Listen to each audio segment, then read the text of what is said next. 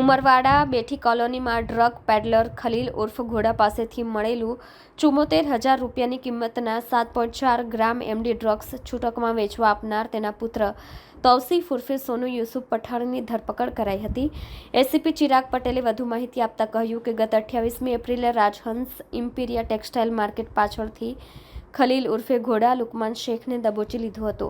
તેની પાસેથી 74,000ની કિંમતનું 7.4 ગ્રામ એમડી ડ્રગ્સ અને રોકડા 1900 રૂપિયા મળી આવ્યા હતા। ગત વર્ષે વેસુમાં ડ્રગ્સ સાથે ઝડપાયેલો ખલીલ ફરીથી ડ્રગના ધંધા સાથે સંકળાયેલો હોવાની બાતમીને પગલે પોલીસે ખલીલને પકડ્યો હતો।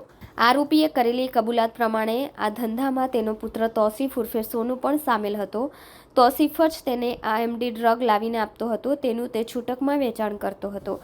10 દિવસથી ભાગતા ફરતા તૌસીફ ઉર્ફે સોનુ યુનુસ પઠાણને સલાબતપુરા પોલીસે નાનપુરા વિસ્તારમાંથી ઝડપી લીધો હતો।